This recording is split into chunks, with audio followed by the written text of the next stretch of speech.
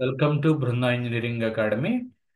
ECET 2025 AP ECET 2025 రాసినటువంటి స్టూడెంట్స్కి ఒక ఇంపార్టెంట్ అప్డేట్. ఈరోజే రిజల్ట్ రిలీజ్ అవ్వడం జరిగింది.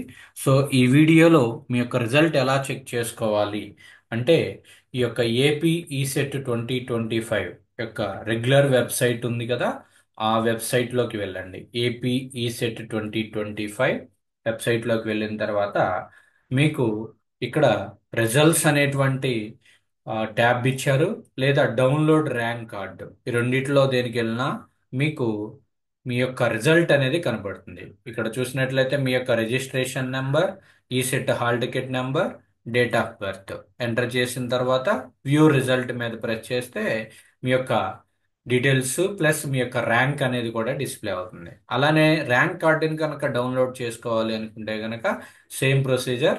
ఇక్కడ డౌన్లోడ్ ర్యాంక్ కార్డ్ అనేటువంటి ఆప్షన్ ఉంది. ఆ డౌన్లోడ్ ర్యాంక్ కార్డ్ అనేటువంటి ఆప్షన్ దగ్గర క్లిక్ చేసిన తర్వాత రిజిస్ట్రేషన్ నెంబరు, ఈ set hall ticket number, date of birth enter చేసిన తర్వాత వ్యూ ర్యాంక్ కార్డ్ ఎంటర్ చేస్తే మీ యొక్క ర్యాంక్ కార్డు యొక్క పీడిఎఫ్ అనేది మీరు డౌన్లోడ్ చేసుకోవచ్చు. నెక్స్ట్, చాలా మంది మన సబ్స్క్రైబర్స్ అడిగేటువంటి డౌట్ ఏంటి అంటే, స్టూడెంట్స్ కౌన్సిలింగ్ ఎప్పుడు ఉంటుంది అని. సో ఒక 2 or 3 days లోపు కౌన్సిలింగ్ కి సంబంధించినటువంటి పేపర్ నోటిఫికేషన్ అనేది ఇస్తారు. దానికి separate గా ఒక వెబ్సైట్ అనేది ఉంటుంది. సో దాంట్లో కౌన్సిలింగ్ కి సంబంధించినటువంటి డీటెయిల్స్ అన్నీ కూడా వస్తాయి అన్నమాట.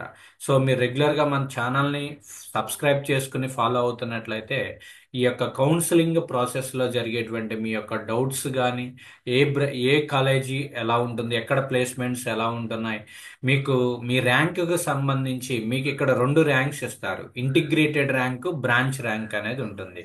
మీకు కౌన్సిలింగ్లో కన్సిడర్ చేసేది మీ యొక్క బ్రాంచ్ ర్యాంక్ అనేది కన్సిడర్ చేస్తారు అనమాట. ఎందుకంటే మీరు ఆల్రెడీ ఒక బ్రాంచ్ అనేది సెలెక్ట్ చేసుకుని ఉన్నారు, ఆ బ్రాంచ్కి సంబంధించినటువంటి కౌన్సిలింగ్ అనేది జరుగుతుంది కాబట్టి సో బ్రాంచ్ ర్యాంక్ వైజ్గా కౌన్సిలింగ్ అనేది జరుగుతుంది. ఏ బ్రాంచ్కి ఆ బ్రాంచ్ సపరేట్.